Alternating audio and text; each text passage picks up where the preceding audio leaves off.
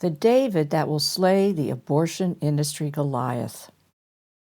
At the 2025 Pro-Life Summit, Kristen Hawkins, president of Students for Life Action, called each one of her student soldiers to choose a unique stone to sling at the abortion industry Goliath. The Goliath reference comes from 1 Samuel in the Jewish Bible, where David slays the giant Philistine with a slingshot. David has the faith and skill to sling the stone, then God uses his human action to produce the supernatural result.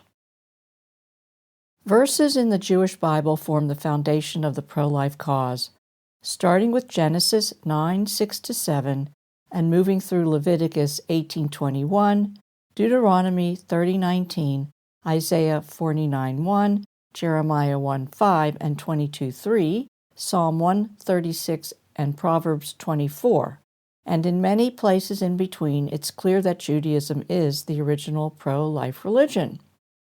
As in the David and Goliath story, many miracles in the Bible require human action.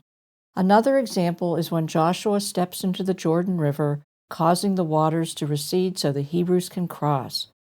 Perhaps the most dramatic miracle is at the Red Sea, when the waters split so the Jews can escape certain capture by a vast Egyptian military force.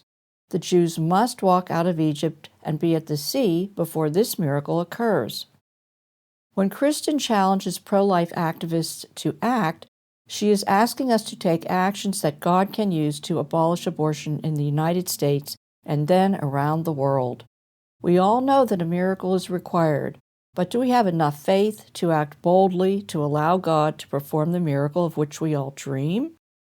The dream of a nation and a world in which all women are supported in pregnancy, where babies in the womb receive legal protections for just treatment and life under law, where women are no longer forced and coerced to destroy their babies against their will, where fathers can and do protect their children from the moment of conception, where the genocide of black babies by a racist abortion industry ends, where Jewish use of abortion as a self-perpetuating Holocaust stops, where every pastor, rabbi, and secular leader can speak freely for life without fear of reprisal or loss of reputation or employment.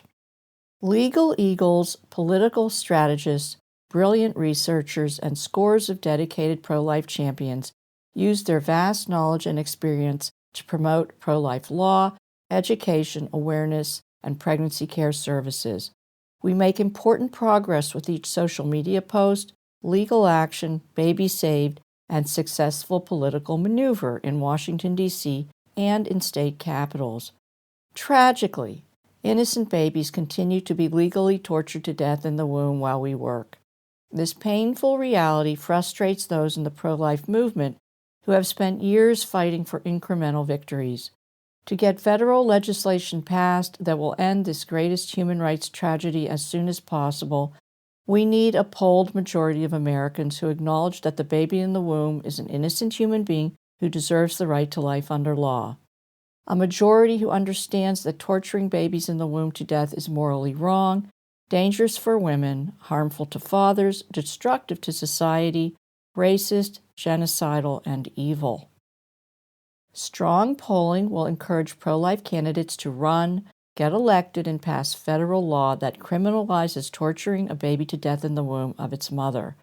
The law will target abortion businesses, organizations, and practitioners who kill innocent human beings before birth.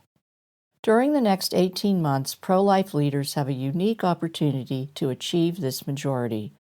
As legacy media loses its control of the abortion narrative and a pro-life administration stops money transfers from taxpayers to pro-abortion profiteers, pro-life activists must sling our stones onto the national psychology so that God can use our efforts to slay the Goliath.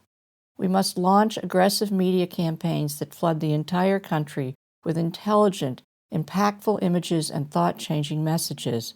We will change how Americans think about babies, women, and health care. We will get the 60 U.S. senators we need to make abortion illegal via passage of an unassailable federal ban on abortion from conception and ultimately a human life amendment to the U.S. Constitution. Cecily Routman is the founder and president of the Jewish Pro-Life Foundation. She opposes abortion homicide in general and among Jews in particular, and laments secular policymaking in Israel that results in loss of Jewish life and delays the Messianic redemption. She envisions a Torah-based Holy Land of Israel and a world that respects the life of every human being from conception. This essay appeared originally in American Thinker on 2/19/25.